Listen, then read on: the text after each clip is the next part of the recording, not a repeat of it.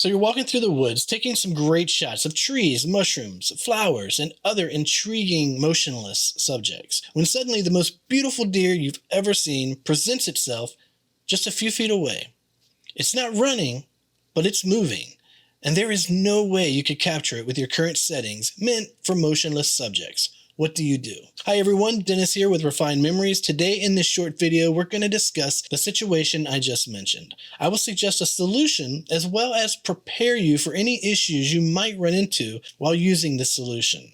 This may be something you've heard of before, you may already be doing it yourself, or it might be completely new to you. The idea here is to help those that find themselves in a similar situation and offer suggestions to overcome it. While many pros have drilled it in our heads to use manual mode, there are also times when using auto or semi-auto modes could be beneficial. So, you're out in the woods shooting motionless subjects. Your settings are not proper for much movement. Suddenly a deer or other animal presents itself and you want to capture it, but your settings are not adequate. What do you do? Do you fumble with your settings and hope that you can get them set perfectly before the deer disappears forever?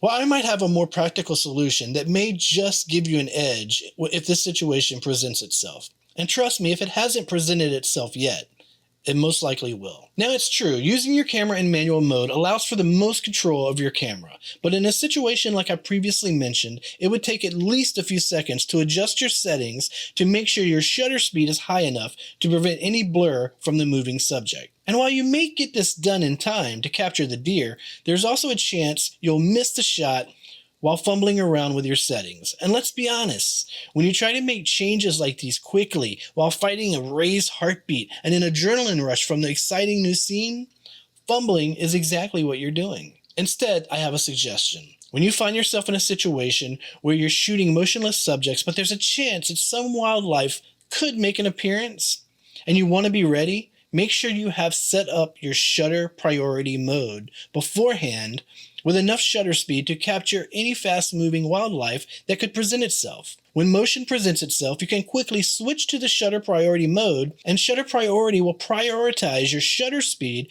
and adjust the other settings automatically.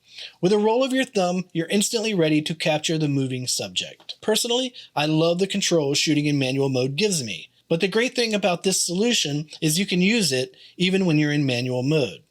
You just go on as you normally would in manual mode, and when a situation presents itself that will require more shutter speed, you flip the mode to shutter priority, and boom, you're ready to take action shots almost instantly. Now, while I do this myself quite often, there are some moments when it could be problematic. If lighting is low, and sometimes it is, you may be underexposed in shutter priority when you make the switch. To fix this, you would either need to reduce the shutter speed further or raise your ISO, both of which will take precious seconds. Another thing you could do in low light is set your shutter priority shutter setting to something that is fast enough to capture most movement, but not so fast it steals all of the light. After all, if your shutter speed is higher than it's actually necessary, you are wasting that precious light anyway. You could also shoot with a reasonably higher ISO, allowing more light when you make the switch. However, I prefer to keep my ISO as low as possible, and if I have to raise it, I will. All of that being said, if there is plenty of light and you have a pretty fast lens, this problem should not arise, and you will have an almost instant transition from shooting still life to shooting motion. So what are your thoughts on this subject? Do you have any solutions for quick on-the-spot transitions? Do you have a better solution for this situation? Feel free to share your thoughts in the comments. Well folks, I will wrap up this short video. I'm Dennis Bosher with Refined Memories, wishing you an amazing day. Be sure to like, subscribe, follow, do all of the things, and I will see you in the next video.